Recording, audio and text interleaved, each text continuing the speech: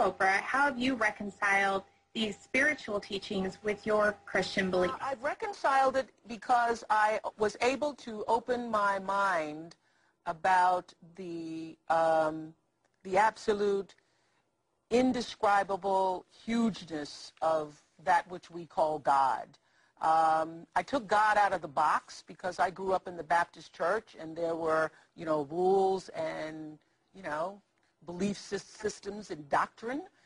And I happened to be sitting in church in my late 20s, and I was going to this church where you had to get there at, 8 o'clock in the morning, or you couldn't get a seat, and a very charismatic minister, and everybody was just, into the sermon.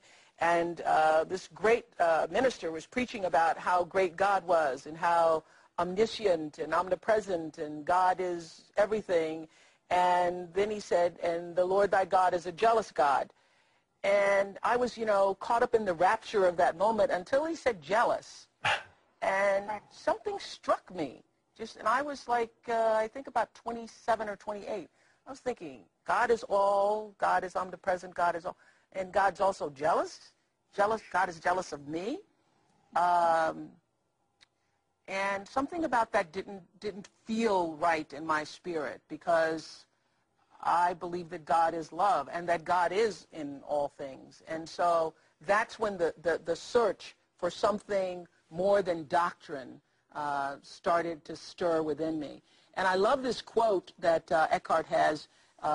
This is one of my favorite quotes in chapter 1, where he says, "Man made God in his own image. The eternal, the infinite, and unnameable was reduced to a mental idol that you had to believe in and worship as my God or our God."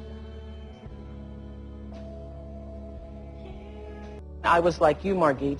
I thought Jesus came, died on the cross, that Jesus' being here was about his death and dying on the cross, when it really was about him coming to show us how to do it, how to be, to show us the Christ consciousness that he had, and that consciousness abides with all of us. Yes. That's what I got. Yes, That's what I got.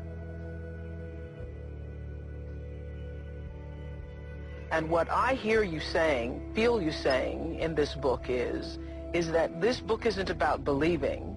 This book is about what you come to know for yourself.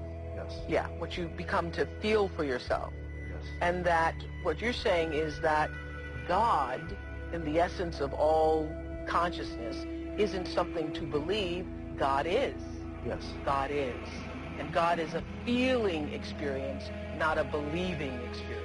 That's right. And if your religion is a believing experience, if God for you is still about a belief, then it's not truly God.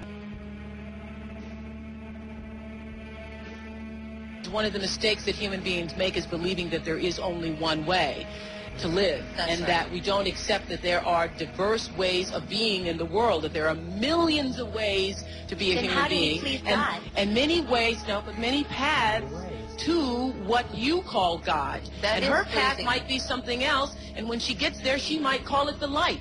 But her loving and her kindness and her generosity brings her, if it brings her to the same point that it brings you, it doesn't matter whether she called it God along the way or not. And I guess the danger that could be on that, it sounds great on the onset, but if you really look at both sides, There couldn't possibly be just one way. What about Jesus?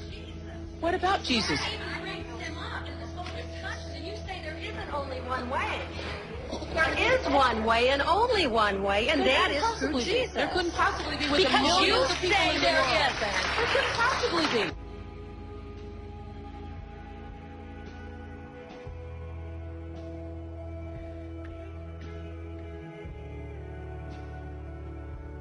There are certainly many more paths to God other than Christianity.